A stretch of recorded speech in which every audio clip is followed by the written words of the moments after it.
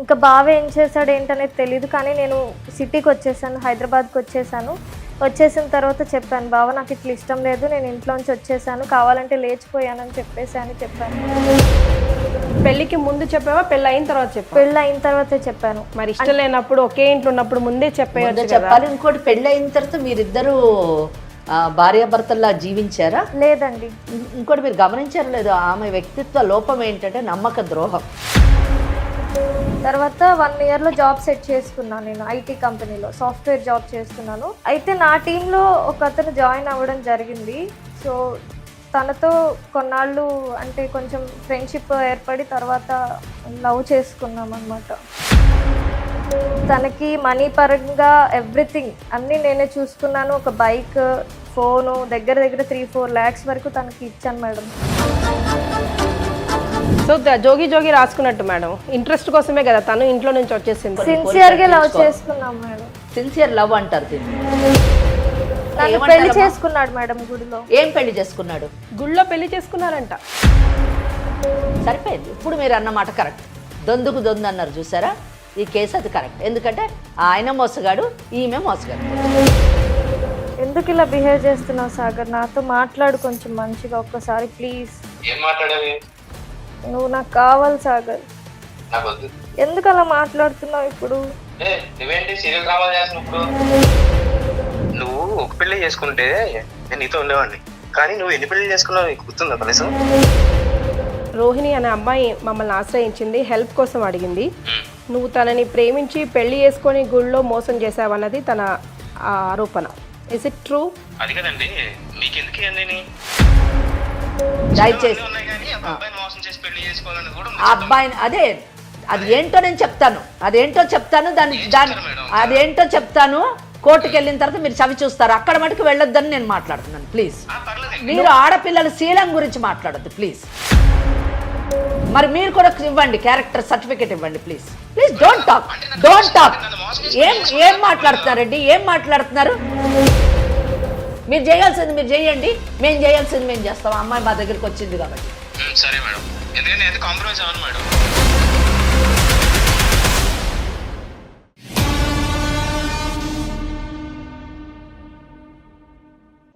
అన్ని బ్రాంచెస్ లో 25 to 50% discount నడుస్తోంది. వెంటనే సంప్రదించండి 49. నమస్కారం, 49 సమర్పించు లీగల్ అడ్వైస్ కార్యక్రమానికి స్వాగతం. నాతో పాటు అడ్వకేట్ వెంకటేశ్వరి గారు ఉన్నారు. నమస్తే అమ్మా.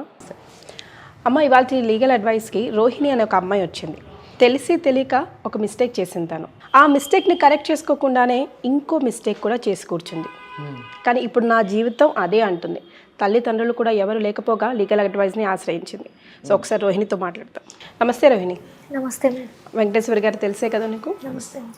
సో అన్ని డీటెయిల్డ్గా చెప్పు, ఏది కూడా దాచకు. ఏం చదువుకున్నారమ్మా మీరు? నేను ఇంజనీరింగ్ చేశానండి. జాబ్ చేస్తున్నారా? చేస్తున్నాను. ఎస్, ప్రాబ్లం ఒకసారి క్లియర్గా డిస్కస్ చేయమ్మా. నమస్తే అండి, నా పేరు రోహిణి, నా వయసు 25 ఏళ్ళు.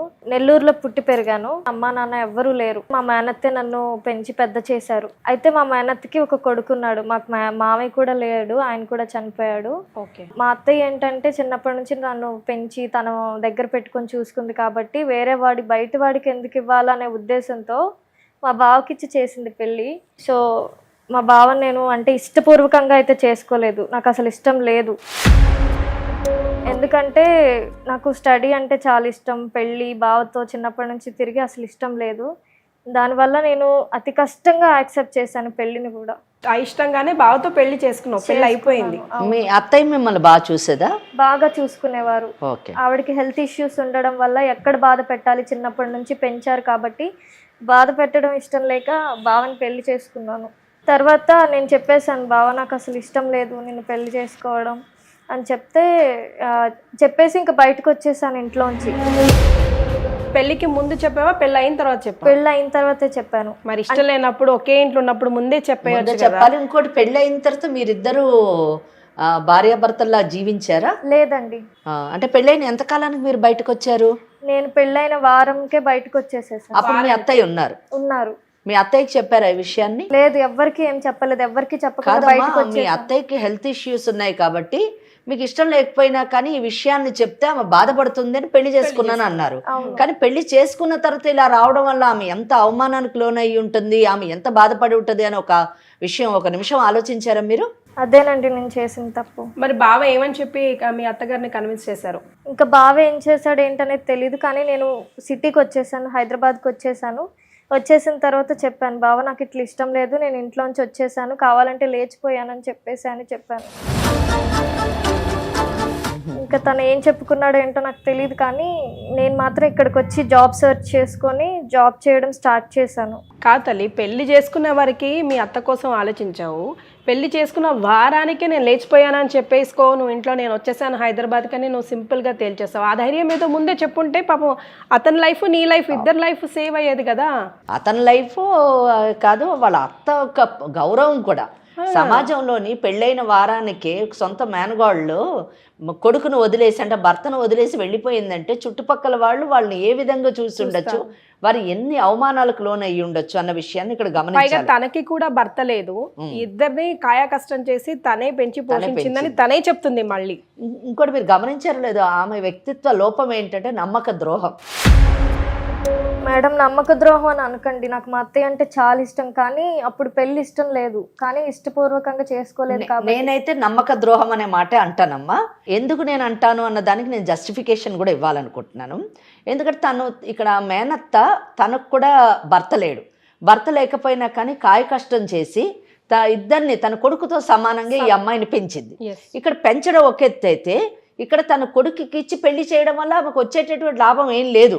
ఈమె కట్న కానుకలు తెచ్చేది లేదు, లేదా ఈమెకి ఏమన్నా ఆస్తులు ఉంటే ఆ ఆస్తులు వాళ్ళ పాలయ్యేటటువంటి అవకాశం కూడా లేదు. అండర్ కరెంట్ గా ఆలోచిస్తే ఎవరికో ఇస్తే ఇంకా వాడు ఎలా ఉంటాడు? అదే that is what I want to say. ఆ అమ్మాయి జీవితాన్ని దృష్టిలో పెట్టుకొని, భవిష్యత్తుని దృష్టిలో పెట్టుకొని, తను పెంచినటువంటి కన్న కూతుర్లా పెంచినటువంటి ఈ అమ్మాయి వేరే ఎవరికన్నా ఇస్తే అక్కడ ఎన్ని కష్టాలు పడుతుందో ఏంటో, తన కొడుకు దగ్గర అయితే తన ఇంట్లోనే తన కళ్ళ ముందే ఉంటుంది అనేటటువంటి సదుద్దేశంతో ఆ అమ్మాయికి ఇచ్చి చేయడం జరిగింది. అటువంటి మేనత్తని ఈ అమ్మాయి కనీసం నీకు ఇష్టం లేదంటున్నారు కదా, నాకు ఇష్టం లేదని మీరు చెప్పారు. ఇప్పుడు నాకు ఇష్టం లేదు అని చెప్పినప్పుడు మేనత్తకి అత్తయ్య నాకు ఇష్టం లేదు భావం చేసుకోవడము, చిన్నప్పటి నుంచి మేము కలిసి పెరిగాం కదా, నాకు మీరు బావకు వేరే వివాహం చేయండి, నేను వేరే వాళ్ళని పెళ్లి చేసుకుంటాను, నాకు చెయ్యండి అని చెప్పుంటే బాగుండేది.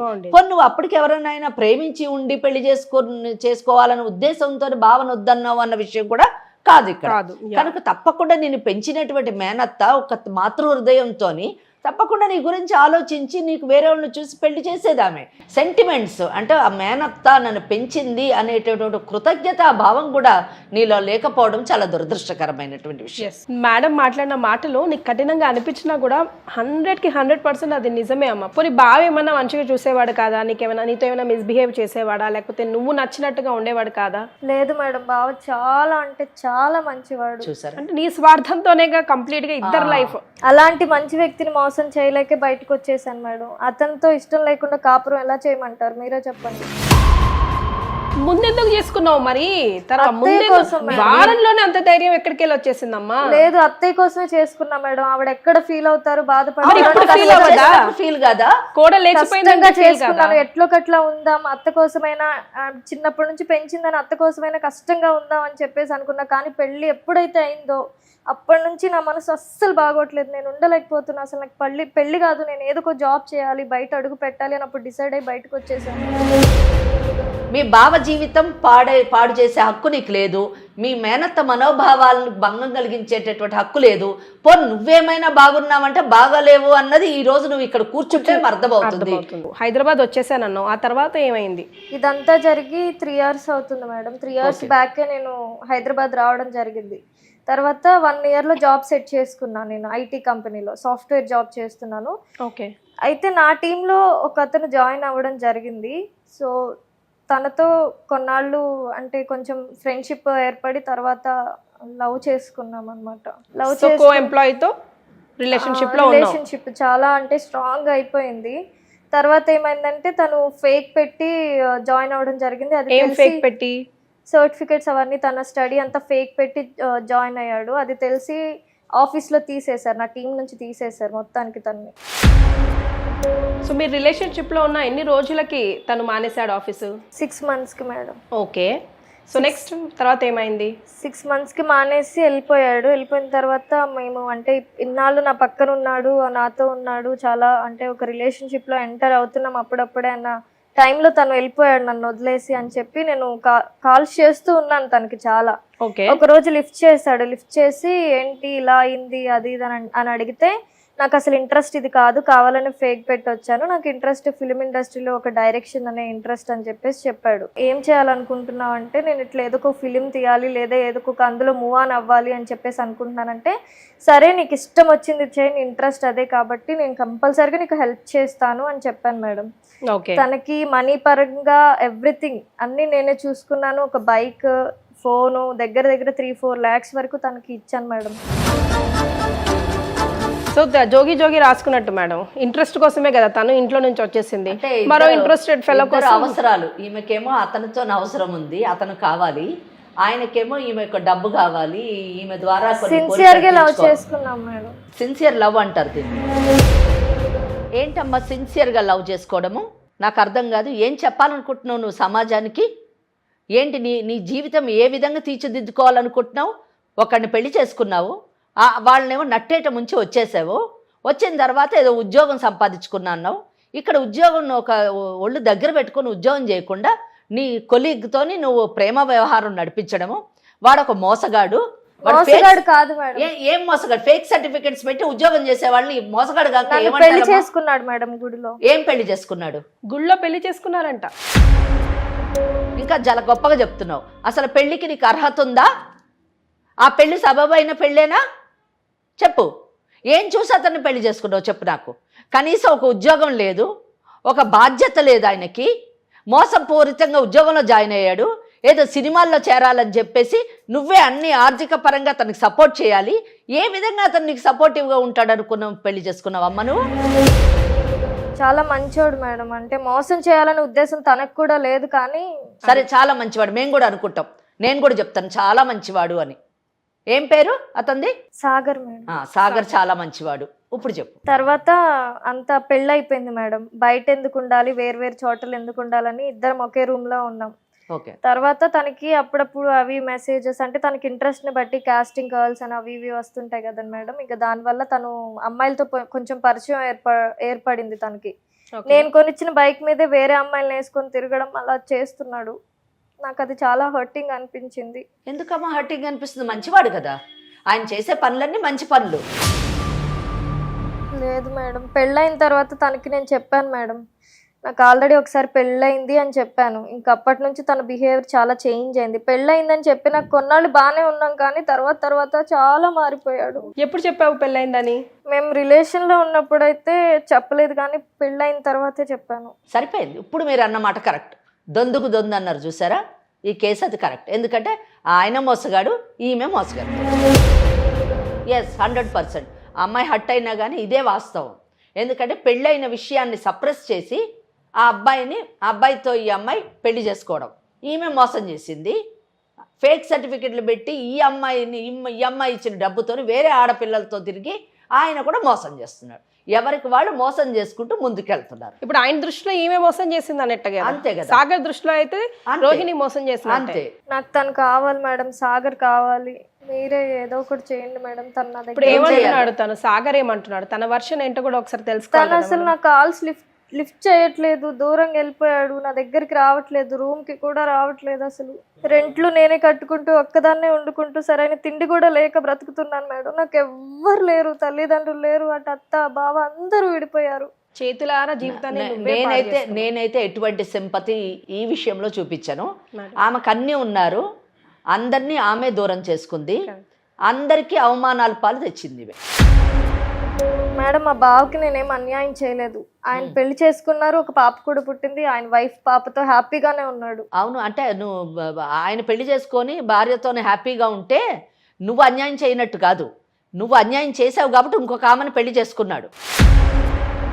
చెప్పాను తనకి, వచ్చిన 1 year హైదరాబాద్ సిటీకి వచ్చిన 1 year లో ఫోన్ చేసి బావా నువ్వు అంటే నాకు ఇష్టం లేదు, నేను మళ్ళీ రాను తిరిగి అని చెప్పాను. అవును, అది ముందు చెప్పాల్సింది. ఏం మాట్లాడుతున్నావమ్మా? ఒక పెళ్ళైన భార్య లేచి వెళ్ళిపోయింది, భార్య వెళ్ళిపోయిందంటే ఆ మగవాడు బ్రతుకు ఎంత భయంకరంగా ఉండదో తెలుసా నీకు? ఇప్పుడు తన సిచ్యువేషన్ కూడా అదే కదా. చుట్టుపక్కల వాళ్ళు ఎంత అవమానకరంగా చూస్తారో తెలుసా, ఎంత చులకరగా చూస్తారో తెలుసా నీకు? జోకియా ఓ ఫలో అన్నట్టు నువ్వు చేసిన అన్యాయం ఇప్పుడు నీకు ఇంకొకటి అదే అన్యాయం చేస్తున్నాడు. సో ఇక సాగర్ ఏమంటాడు ఒకసారి ఫోన్ కాల్ లో తప్పకుండా చూద్దాం. నాట్ రెస్పాండింగ్ అంటే ఆమె ఫోన్ నుంచి చేస్తే రెస్పాండ్ కారేమో మరి.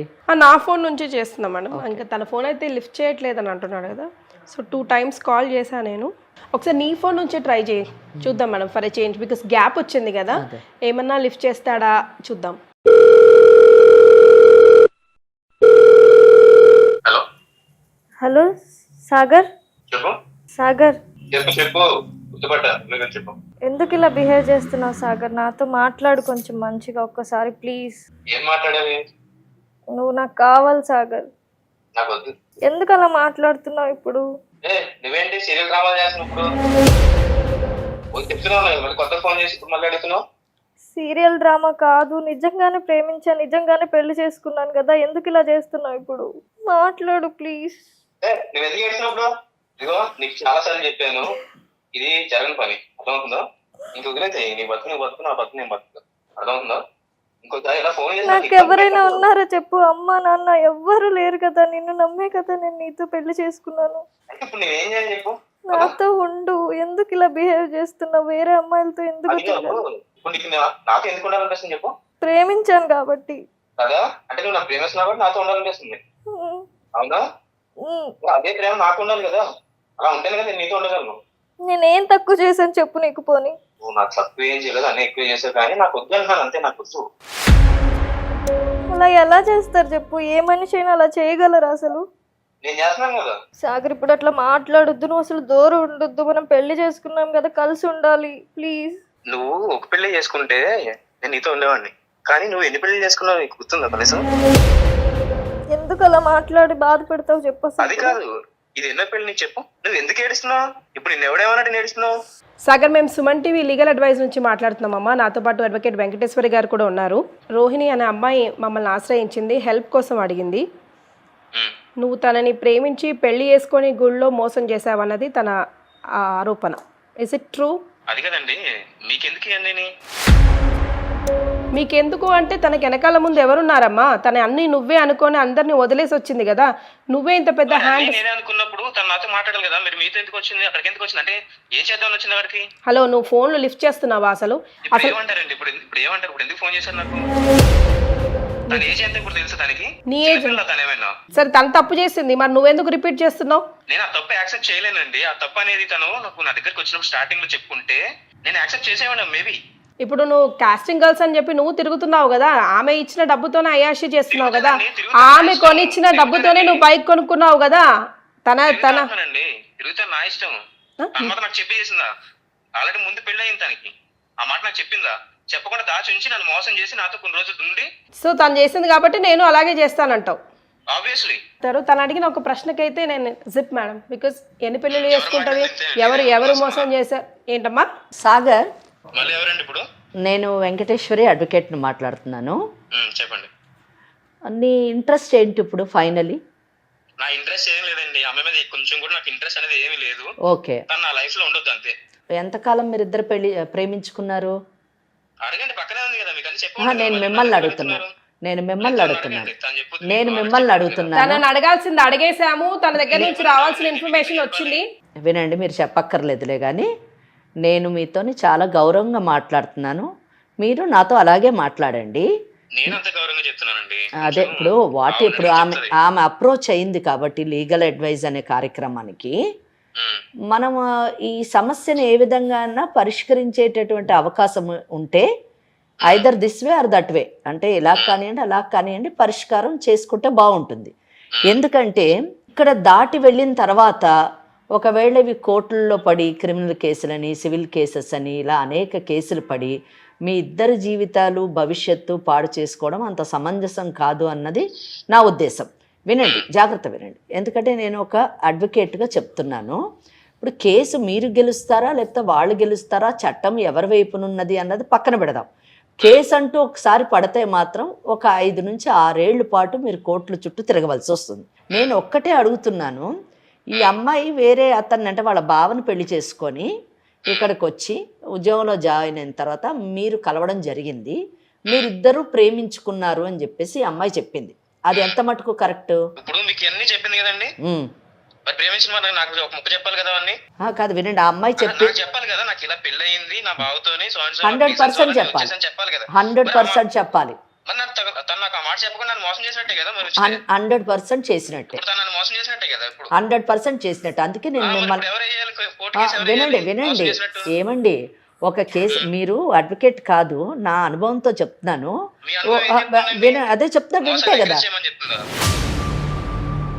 వినండి అసలు సాగర్. నా అనుభవము కనిపించిన ఆడపిల్లతో తిరగమని చెప్పదు.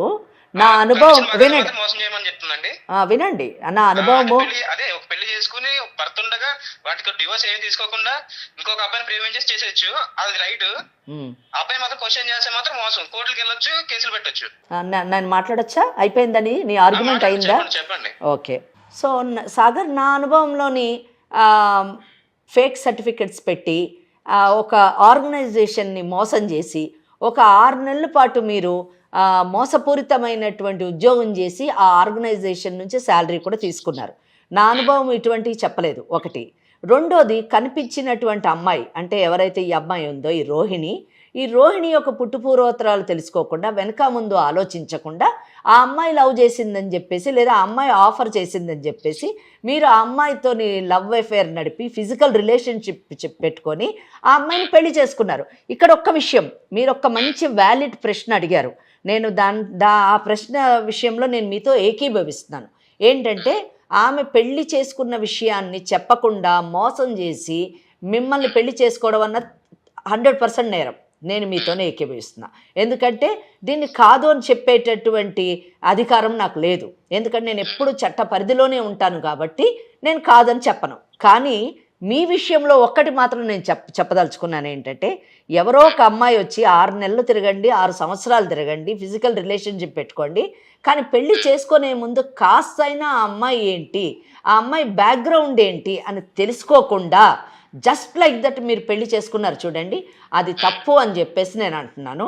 ఆ తప్పు, మీరు చేసినటువంటి ఆ తప్పు నేరం కింద మారడము, చట్ట పరిధిలోకి రావడము మీరు గమనించదగినటువంటి విషయం. ఇది రెండో విషయం. ఇది మూడోది, తర్వాత ఆ అమ్మాయి ఇట్లా నాకు పెళ్ళయింది అన్న విషయం తెలిసిన తర్వాత నువ్వు అక్కర్లేదు అన్న విషయాన్ని, అంటే తిరిగినప్పుడంతా మీరు బాగానే తిరిగారు, ఫిజికల్ రిలేషన్షిప్ ఉన్నప్పుడంతా కూడా వినండి నన్ను వినండి, మీ తర్వాత మీరు చెప్పండి, మీరు ఏది చెప్పినా నేను వింటాను.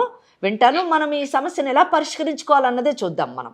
ఎందుకంటే అండి, ఇక్కడ చాలా ఈ కేసు చాలా కాంప్లికేటెడ్ కేసు అండి. ఆ అమ్మాయికి పెళ్ళయిందా, లేకపోతే 10 మందితో ఇంకొకళ్ళు 10 మందితో తిరిగిందా అన్న విషయము మీరు వెరిఫై చేసుకోరు. ఒకవేళ చేసుకున్నా మీరు పట్టించుకోరు, ఫస్ట్ థింగ్. సెకండ్ థింగ్, పెళ్లి చేసుకునేటప్పుడు కూడా ఈ అమ్మాయి ఎవరూ లేదంటున్నారు, అనాథ అంటున్నారు, ఎలా పెరిగింది, ఎక్కడ పెరిగింది, అసలు ఎక్కడి నుంచి వచ్చింది, అసలు ఈ అమ్మాయి కాండక్ట్ ఏంటి, క్యారెక్టర్ ఏంటి అన్నది కూడా మీరు వెరిఫై చేసుకోరు. అంత విశాలమైన సహృదయత మీలో ఉంది. ఇంకా మూడోది, ఆ అమ్మాయి డబ్బులు తీసుకున్నప్పుడు, ఆ అమ్మాయి ఒక వెహికల్ కొనిచ్చినప్పుడు, ఆ వెహికల్ మీద వేరే ఆడపిల్లలతో మీరు తిరిగినప్పుడు అది తప్పు కాదు, అది నేరం కాదు. వినండి, మీరు 10 మందితో తిరగచ్చు, కానీ ఆ అమ్మాయి పెళ్లి చేసుకొని ఆ పెళ్లి అనే విషయాన్ని సప్రెస్ చేసి మిమ్మల్ని పెళ్లి చేసుకున్నది మాత్రం మిమ్మల్ని హర్ట్ చేసినటువంటి విషయం. సో ఇవన్నీ విషయాల్లోని ఒక్కటి బాగా గుర్తుపెట్టుకోండి సాగర్, అవతల వాళ్ళది తప్పు ఉంటే ఆ తప్పుతోని మనము ప్రయాణం చేసినప్పుడు మనం కూడా ఆ తప్పులోనే పడతాము, ఆ తప్పు నేరంగా మారేటటువంటి అవకాశం ఉంది. ఇక్కడ నేను అడగదలుచుకున్నది ఒకటే, మీరు ఏ విధంగా ఆ అమ్మాయికి న్యాయం చేయగలరు, లేదా ఆ అమ్మాయి పట్ల భవిష్యత్తు ఏ విధంగా తీర్చిదిద్దుకోవాలనుకుంటున్నారు అన్న విషయాన్ని మీరు చెప్పండి నాకు ప్లీజ్. ఆ అమ్మాయి విషయంలో ఏం చేద్దాం చెప్పండి. ఆ అమ్మాయికి ఇచ్చే సలహా నేను ఆ అమ్మాయికి ఇస్తాను. మేడం నేను చెప్పేది ఏంటంటే మేడం, తను నా దగ్గర నిజం దాచింది మేడం. అవును, నేను కాదని. మీ ఇద్దరు పరిచయం అయినప్పుడు నేను సోన్సో అని చెప్పింది, అంతే గాని నాకు అమ్మా నాన్న లేరని చెప్పింది. మా అత్తగారు ఇంటికాడ నేను పెరిగాను అని చెప్పింది. అవును, అంతేగాని నాకు మా బావతిలా పెళ్ళయింది, తనకి నాకు కుదరలేదు, మేము బయటకు వచ్చేసాను అక్కడి నుంచి అని మాత్రం నాకు చెప్పలే. తను చెప్పుకుంటే నేను ఆలోచించేవాడిని, ఆలోచించిన తర్వాత నెక్స్ట్ స్టెప్ తీసుకుని నేను దానికి నేను తనతో సపోర్ట్గా ఉండేవాడిని.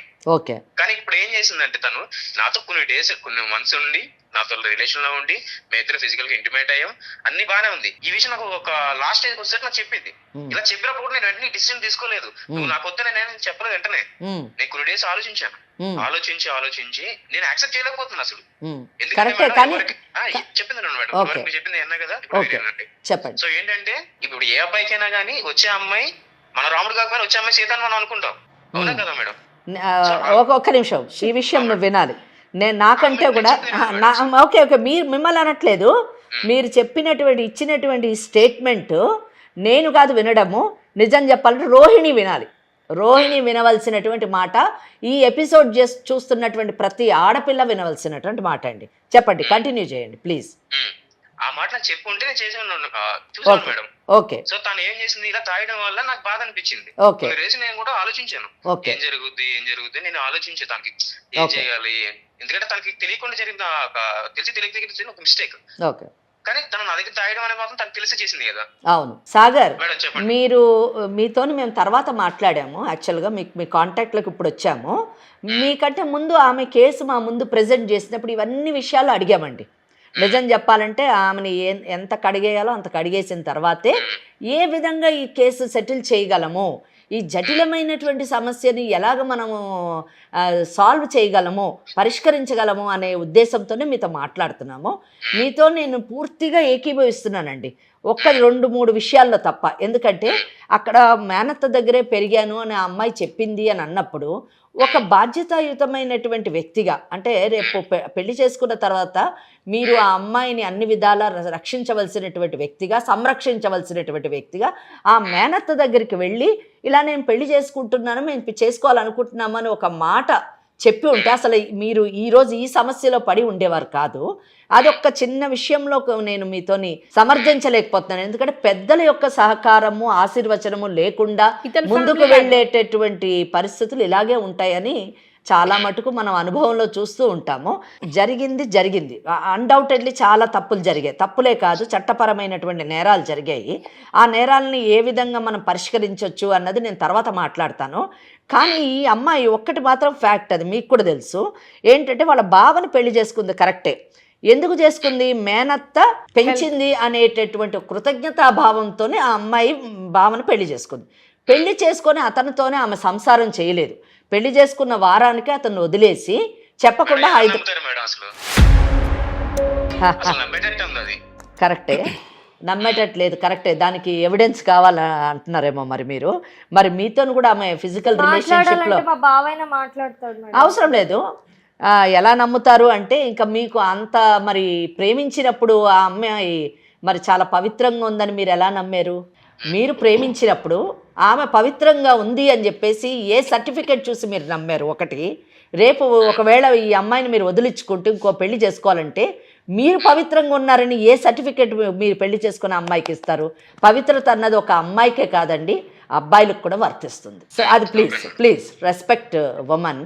ఇలాగ మీరు అడిగినటువంటి ఈ ప్రశ్న నిజం చెప్పాలంటే ఇది ఆన్సర్ చేయాలంటే ప్రతి పెళ్లి చేసుకునేటటువంటి అబ్బాయికి ఆ అమ్మాయి యొక్క శీలం మీద పరీక్ష చేసి సర్టిఫికెట్లు ఇవ్వాల్సినటువంటి పరిస్థితిని మీరు కల్పిస్తున్నారు ఈ మాటతో.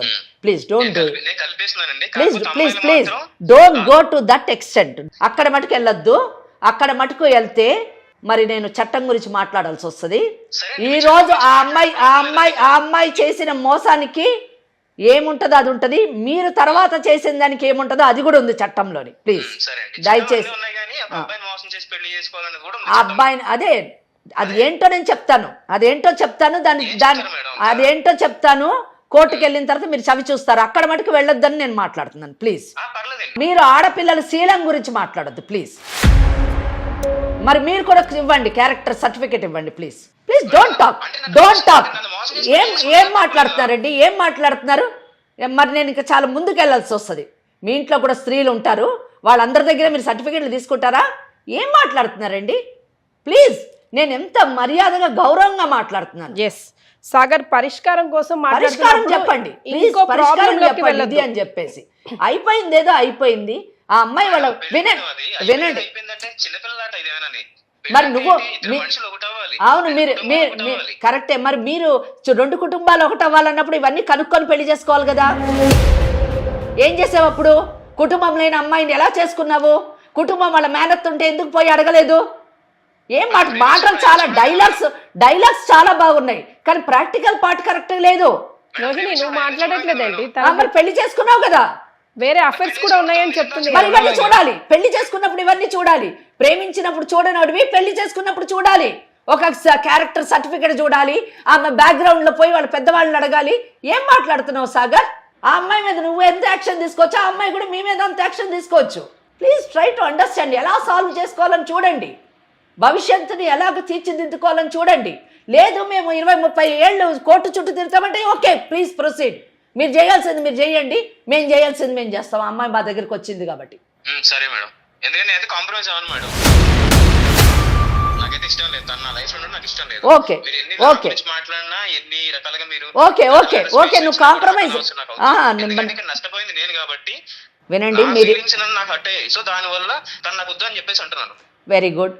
మీరేం కాంప్రమైజ్ కావద్దు, కానీ అవతల వాళ్ళతో మాట్లాడేటప్పుడు నోరు దగ్గర పెట్టుకొని మాట్లాడు. రోహిణితో మాట్లాడలేవు, అర్థమైందా? కనిపించిన ప్రతి ఆడది క్యారెక్టర్ లెస్ అన్నట్టు లూజ్ టంగ్ వద్దు. ప్రాబ్లం 2 వైపులా ఉంది. చాలా మాట్లాడుతున్నా నేను. నువ్వు కాంప్రమైజ్ కావద్దు. కాంప్రమైజ్ గమ్మని ఎవరిని బలవంతం చెయ్యరు. సెటిల్మెంట్ చేయడానికి ట్రై చేస్తారు, కన్సిలియేషన్ చేయడానికి ట్రై చేస్తారు, మీడియేషన్. ఇదే చెప్తున్నాను, వినడం నేర్చుకో ఫస్ట్. ఎందుకు ఫోన్ చేశామంటే కన్సిలియేషన్ చేయడానికి చేశాము, మీడియేషన్ చేయడానికి చేశాము, సెటిల్మెంట్ చేయడానికి చేశాము. ఇవన్నీ నీకు అక్కర్లేదన్నావు కదా, లీవ్ ఇట్.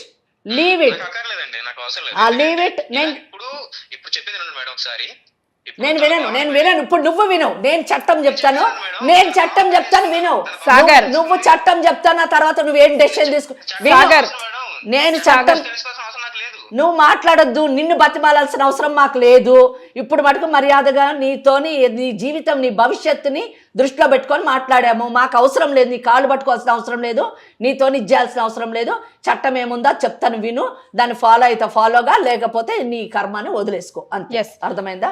ఈ కేసు మాత్రం చాలా కాంప్లికేటెడ్ కేసు అమ్మా. ఇక్కడ నేను సాగర్ని ఒక మాట అనే ముందు, అంటే చట్టం గురించి చెప్పే ముందు, రోహిణి లాంటి అమ్మాయిలు చేసుకునేటటువంటి తెలివి తక్కువ పనుల వలన, వాళ్ళ అహంకారం వల్ల, నేను అహంకారం అన్న పదం ఉపయోగిస్తున్నాను, అంతేకాకుండా మేము ఏమన్నా చేయగలము, మాకు తెలుసు అంతా అనేటటువంటి ఆ అహంకారపూరితమైనటువంటి చర్యల వలన సాగర్ లాంటి వాళ్ళు ఇలాంటి మాటలన్నీ మాట్లాడుతూ ఉంటారు. Just let us go back. కొంచెం ఒక్కసారి మనము మొదట మనం మాట్లాడినప్పుడు విషయాలను ఒక్కసారి గుర్తు తెచ్చుకుంటే, ఈ అమ్మాయి రోహిణి అనే అమ్మాయి నాతోనంటది, అతను చాలా మంచివాడు మేడం, ఆయన చాలా మంచివాడు మేడం సాగర్. ఏమ్మా నువ్వు చెప్పావు కదా, ఎంత మంచివాడు? ఫస్ట్ లో బాగానే ఉండేవాడు మేడం, తర్వాత నాకు అదంతా అనవసరం. ఇప్పుడు మంచివాడా కాదా అని అడుగుతున్నా నేను. ఎప్పుడైనా ఒక సమస్య వచ్చినప్పుడు అది మహిళ వైపైనా తప్పు ఉండొచ్చు, లేదా మగవాడి వైపైనా తప్పు ఉండొచ్చు. ఎవరిది తప్పు అన్నది చూసి దానికి తగ్గట్టుగా చట్టపరమైనటువంటి పరిష్కారాన్ని మనం అందించాలి. ఇక్కడ ఈ కేసులోని రోహిణి అన్డౌటెడ్లీ నేరాల మీద నేరాలు, తప్పుల మీద తప్పులు చేసింది అనడంలోనే అతిశయోక్తి లేదు. ఆమె చేసినటువంటి పనుల వలన ఈరోజు సాగర్ అనేటటువంటి వాడు ఇంత అమర్యాదగా, ఆఖరిక చట్టాన్ని కూడా ఏం చేస్తే అది చేసుకోండి అనేటటువంటి లెవెల్లోని స్థాయిలోని అతను మాట్లాడుతూ ఉన్నాడు. దానికి కారణము రోహిణి. ఎలాగంటే ఇక్కడ ఏంటంటే అసలు ఇవి ఆ అబ్బాయి అన్నట్టు ఈ పెళ్ళిళ్ళా లేకపోతే బొమ్మలాట్లా నాకు అర్థం కాదు. మేనబావ అయినటువంటి ప్రదీప్ని రోహిణికి ఇచ్చి మేనత్త పెళ్లి చేసింది. ఆ పెళ్లిని డైవర్స్ కాకుండా, విడాకులు కాకుండా ఈ అమ్మాయి అతను వదిలేసి ఇక్కడ హైదరాబాద్కి వచ్చింది. అంటే ఏంటి, వచ్చి ఆగకుండా ఈ సాగర్ అనేటటువంటి వాడిని పెళ్లి చేసుకుంది. అంటే ఏంటంటే అక్కడితో ఆగకుండా నువ్వు మళ్ళీ పెద్ద చాలా గొప్ప త్యాగమూర్తి, మళ్ళీ ఈ అమ్మాయిలో నాకు కోపం వచ్చే విషయం ఏంటంటే అండి, ఈ అమ్మాయి చేసే ప్రతి పనిని కూడా చట్ట విరుద్ధమైన ప్రతి చర్యను కూడా సమర్థించుకుంటుంది చాలా గొప్పగా, ఇంకా వాయిస్ రైజ్ చేసి. అది దురదృష్టకరమైనటువంటి విషయం. మళ్ళీ వాళ్ళ బావకు చెప్పిందంట, నువ్వు పెళ్లి చేసేసుకో, నువ్వు మంచిగా ఉండు, నేను వచ్చేసాను, మళ్ళీ తిరిగి రాను అని చెప్పిందట. ఈమె సలహా విని ఆ మేనబావ ఇంకో పెళ్లి చేసుకున్నాడు. ఫస్ట్ ఆఫ్ ఆల్ ఆ మేనబావ చేసుకున్నటువంటి పెళ్లి, ఈరోజు చేసుకున్నటువంటి పెళ్లి వాయిడ్ మ్యారేజ్ అంటారు. Section 5 of Hindu marriage act ప్రకారము భార్య బ్రతికుండగా, భర్త బ్రతికుండగా ఇంకొక పెళ్లి చేసుకుంటే ఆ పెళ్లిని వాయిడ్ మ్యారేజ్ అని అంటారు. మళ్ళీ ఈ అమ్మాయి వచ్చి ఈ సాగర్ అనేటటువంటి వాడిని పెళ్లి చేసుకుంది. ఈమె వీళ్ళ మేనబావతో జరిగినటువంటి పెళ్లికి విడాకులు కాకుండా, రద్దు కాకుండా ఈయనతోని పెళ్లి చేసుకోవడం అన్నది, ద్వితీయ వివాహం అన్నది హిందూ వివాహ చట్టంలో లేదు. బిగమి కింద వచ్చి ఈ వివాహం కూడా వాయిడ్ అయిపోయింది section 5 of Hindu marriage act ప్రకారం. ఈ ఎపిసోడ్ చూసి చాలామంది, మేడం ఏం చెప్పారు మేడం, మరి రోహిణి అనేటటువంటి అమ్మాయి ఇక్కడికి వచ్చింది, మీరు ఆ అమ్మాయికి న్యాయం చేయకుండా అన్యాయం చేసేస్తున్నారు మేడం. ఎవరు చేస్తున్నారు? చట్టం అది. చట్టాన్ని చెప్పి తీరుతాను నేను, ఎవరికి నచ్చినా నచ్చకపోయినా. చట్టంలో ఏమైనా తప్పు చెప్తే ప్రశ్నించండి, కానీ చట్ట విరుద్ధమైనటువంటి మాటలు నేను మాట్లాడలేను. 82(2) కింద మొదటి పెళ్లిని సప్రెస్ చేసి చేసుకుంటే, కన్సీల్మెంట్ ఆఫ్ ఫస్ట్ మ్యారేజ్ చేసుకుంటే భారతీయ న్యాయ సంహిత ప్రకారం 10 సంవత్సరాల శిక్ష. ఏం న్యాయం చేయాలి ఇందులోని? ఇప్పుడు నేను చెప్పిన సెక్షన్ 82, 82(1), 82(2) చూసుకోండి ఒకసారి, ఏం తప్పుందో. ఇక్కడ ఈ అమ్మాయి పరిస్థితి ఇది, అక్కడ ఆ మేనబావ పరిస్థితి. ఆ పెళ్లి, ఈ పెళ్లి రద్దు కాలేదు కాబట్టి ఆ పెళ్లికి విలువ లేదు, చట్టబద్ధత లేదు. అక్కడ ఏ అమ్మాయిని అయితే పెళ్లి చేసుకున్నాడో ఆ అమ్మాయికి అసలు ప్రొటెక్షన్ లేదు. ఆ అమ్మాయి భార్య స్థానంలో లేదు ఈ రోజున. వాళ్ళిద్దరికి మళ్ళీ ఒక బిడ్డ కూడా పుట్టింది.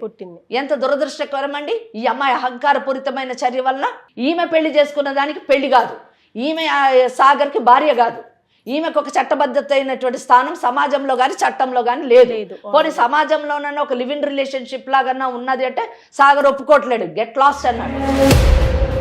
ఏముంది నీ ప్లేస్? ఎక్కడున్నావు నువ్వు? ఏం చదువులు మీవి? ఏం నిర్ణయాలు మీవి? ఏం జీవితాలు మీవి? ఫ్రెండ్షిప్ చేశాము, ఆ అమ్మాయి చెప్పడం, లవ్ చేశాము, కొద్ది కాలం కలిసి ఉన్నాము, ఆ తర్వాత పెళ్లి చేసుకున్నాము. వాట్ ఈస్ దిస్ అండి? This is what it is. మీరు ప్రేమించడం తప్పు కాదు, మీరు పెళ్లి చేసుకోవడం తప్పు కాదు, చేసుకోండి, ఎవరు వద్దన్నారు. కానీ పెళ్లి చేసుకునే ముందు చూడాలి కదా. ఈ సాగర్ ఇన్ని మాటలు మాట్లాడుతున్నావు, నువ్వు పెళ్లి చేసుకునేటువంటి అమ్మాయి బ్యాక్గ్రౌండ్ ఏంటో నువ్వు చూడాలి కదా. నువ్వు చూడాలి కదా సాగర్ ఏంటని, నీకు తెలుసు ఈయన ఏంటని.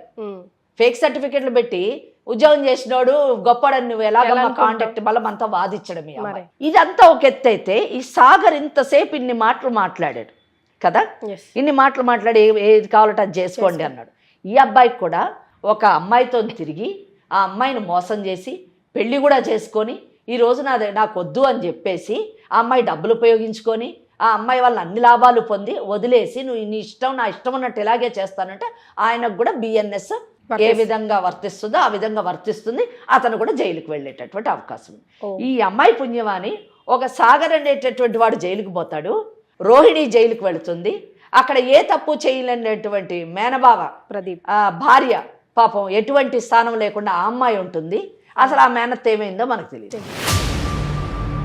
సో ఇటువంటి పరిస్థితుల్లోని తెలివైన వాళ్ళు ఎవరైనా, అంటే కాస్తన్న బుద్ధి జ్ఞానం ఉంటే, సాగర్ అనేటటువంటి వాడు ఈరోజు చేయాల్సింది ఏంటంటే, జరిగిందేదో జరిగింది, నువ్వు తిరిగావు, నువ్వు తిరిగినప్పుడు ఆ పెళ్ళయిందా పెళ్లి కాలేదా అని విషయం నీకు తెలియదు. నువ్వు ఎలా నమ్మాలండి? వాళ్ళిద్దరికీ శారీరకపరమైన సంబంధం లేదని అని అంటున్నాడు. మరి తిరిగేటప్పుడు టెస్ట్ చేసి తిరిగావా నువ్వు? మరి నేను అడుగుతున్నాను. కనుక అవన్నీ ట్రాష్ పిచ్చి మాటలు అవన్నీ. కనుక సింపుల్గా ఈ అమ్మాయి వాళ్ళ మేనబావకి విడాకులు ఇవ్వాలి. ఫస్ట్ కోర్టుకి వెళ్ళి వాళ్ళిద్దరూ విడాకులు తీసుకోవాలి, మ్యూచువల్ కన్సెంట్ అంటే పరస్పర ఆమోదంతో section 13B of Hindu marriage act ప్రకారము విడాకులు తీసుకొని వాళ్ళు మళ్ళీ పెళ్లి చేసుకుంటే ఆ పెళ్లి అప్పుడు చట్టబద్ధమవుతుంది. అప్పుడు నువ్వు వచ్చి ఈ సాగరు నువ్వు పెళ్లి చేసుకుంటే నీ పెళ్లి చట్టబద్ధం అవుతుంది. మేడం ఇప్పటి వరకు చాలా అంటే చాలా హెల్ప్ చేశారు, చాలా మాట్లాడారు, అందుకు థ్యాంక్ యూ సో మచ్. ఇప్పుడు ఏంటంటే తను నా క్యారెక్టర్ గురించి మరీ ఇంత దారుణంగా ఎంత చీప్గా మాట్లాడతాడు అనుకోలేదు అసలు. ఇప్పటివరకు చాలా మంచివాడు అనుకున్నాను. తన ఇంట్రెస్ట్ని బట్టి ఎంతో హెల్ప్ చేశాను, ఎంతో డబ్బు కూడా ఇచ్చాను నేను. ఇప్పటివరకు ఇంత దారుణంగా మాట్లాడతాడని అయితే అస్సలు అనుకోలేదు. ఇంకా తనతో ఫ్యూచర్లో ఉన్నా కానీ నాకు కష్టాలే ఉంటాయి, కంపల్సరీగా అనుమానిస్తూనే ఉంటాడు. నాకంటూ ఒక సెల్ఫ్ రెస్పెక్ట్ ఉంది, నా బ్రతికేదో నేను బ్రతుకుతాను అంతే, ఇంకేమొద్దు. ఇది నిజం చెప్పాలంటే ఒక మంచి మాట మాట్లాడింది ఇక్కడికి వచ్చినప్పటి నుంచి. లేదు, ఎవరికైనా మనిషి అన్న తర్వాత ఆత్మాభిమానం ఉండాలండి. ఎందుకంటే తన వ్యక్తిత్వాన్ని అతను ఛాలెంజ్ చేసినప్పుడు ఆయన తిరగొచ్చు, ఆయన తప్పుడు పనులు చేయొచ్చు, కానీ ఒక ఆడపిల్లను మాత్రము ఆమె యొక్క క్యారెక్టర్ని క్వశ్చన్ చేసిన తర్వాత ఇంకా నిజం చెప్పాలంటే ఆయన ఒప్పుకున్నా కానీ ఆమెని నిత్యము అనుమానిస్తూనే ఉంటాడు. అది సరైన ఇది కాదు. అమ్మ నేను ఒక్కటి చెప్తున్నాను రోహిణి, మీరు చదువుకున్నారు, చక్కగా ఆర్థికంగా కూడా మీరు ఉద్యోగం చేసుకొని మీ కాళ్ళ మీద మీరు నిలబడుతున్నారు కాబట్టి ఒక సెల్ఫ్ రెస్పెక్ట్తో, ఒక డిగ్నిటీతోని మీ గత జీవితాన్ని దృష్టిలో పెట్టుకొని ఒక అనుభవాలుగా తీసుకొని మీరు ముందుకు కొనసాగండి. అయితే మీ డబ్బులన్నీ తీసుకున్నారు అని చెప్పేసి మీరు అన్నారు ఇందాక, ఆ డబ్బులన్నీ ఇప్పిస్తాం మేము తప్పకుండా. అంటే ఒకటి మనము ఇక్కడ ఈ కేసులోని ఇక్కడ సెటిల్మెంట్ చేయలేకపోతున్నాము, ఎందుకంటే మనకు కూడా కొన్ని పరిధులు ఉన్నాయి. ఎక్కడ మటుకో అక్కడ మటుకే, అంటే కన్సిలియేషన్ మీడియేషన్ మటుకు చేయగలం కానివ్వండి. వాళ్ళు ఒప్పుకోనప్పుడు మరి చట్టం ఒకటే దారి కాబట్టి రికవరీ, ఆమె డబ్బులు ఏ విధంగా రికవరీ అంటే సివిల్ సూట్ వేయచ్చు, రికవరీ ఆఫ్ అమౌంట్ అని చెప్పేసి.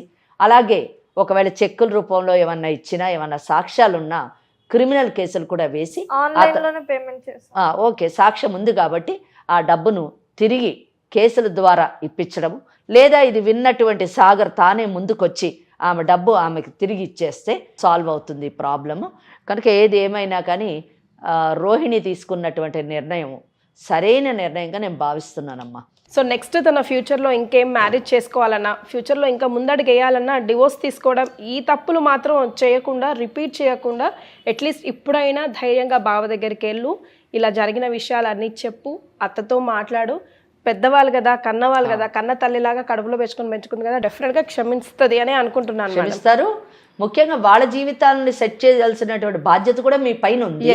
మీరు మీ బావకు 100% అన్యాయం చేశారమ్మా. మీరు ఆ బావ దగ్గరికి వెళ్ళి ఫస్ట్ విడాకులు తీసుకోండి. విడాకులు తీసుకుంటే మళ్ళీ వాళ్ళిద్దరూ పెళ్లి చేసుకొని వాళ్ళ జీవితం సెట్ అవుతుంది. మీరు పెళ్లి చేసుకునేటప్పుడు మళ్ళీ భవిష్యత్తులో మీరు పెళ్లి చేసుకోవాలి. పెళ్లి చేసుకొని మీ ఆ మేనత్తనే మంచి సంబంధం చూసి చేయమని చెప్పండి. చేసుకునేటప్పుడు మీ గత జీవితం గురించి ముందే చెప్పి అన్నీ ఒప్పుకున్న తర్వాత చేసుకోండి. అట్లీస్ట్ మేడం నీకు రికవరీ ఛాన్సెస్ ఇస్తున్నారు మనీవి కాబట్టి దాంతో లైఫ్లో సెట్ అవ్వడానికి ప్రయత్నించు. ఓకేనా? Okay, right, thank you. ఒకటమ్మా, ఇక్కడ మనము ఈ అమ్మాయి ఈ విడాకులు తీసుకోకుండా బావతో జరిగిన పెళ్లిలోని భవిష్యత్తులో ఇలా ముందుకు వెళ్ళినా కానీ ఆ అమ్మాయి జీవితం ఇలాగే అస్తవ్యస్తంగా ఉండేది. ఇక్కడ రావడం వల్ల కనీసం ఒక లీగల్ అవేర్నెస్, చట్టం ఏ విధంగా ఉంది అన్న విషయం ఆమె తెలుసుకోగలిగింది. తను తీసుకోవాల్సినటువంటి చర్యలు ఏంటో కూడా తెలుసుకుంది. ఆ చర్యలు తీసుకుంటే 100% ఆమె భవిష్యత్తు సెట్ అవుతుందని. కనువిప్పు కూడా జరిగింది, లేకపోతే బ్లైండ్ గా సాగరే కావాలి అని కూర్చుంది. కానీ సాగర్ అనేవాడు రాముడు అన్నదండి. అతను మాత్రము తాను రాముడు కాకపోయినా తన భార్య సీతలా ఉండాలని కోరుకుంటారు కదండి అని అన్నాడు. అది విచిత్రం. అదే కదా, అది ఆ విషయం మరి రోహిణి గుర్తించాలి, చూసేటటువంటి అమ్మాయిలు కూడా గమనించాలి. Thank you so much for joining us madam. ఇది ఇవాల్టి లీగల్ అడ్వైస్లో రోహిణి కాదా. మరో లీగల్ అడ్వైస్తో మళ్ళీ కలుద్దాం. నమస్కారం. 49 అన్ని బ్రాంచెస్లో 25 to 50% డిస్కౌంట్ నడుస్తోంది. వెంటనే సంప్రదించండి 49.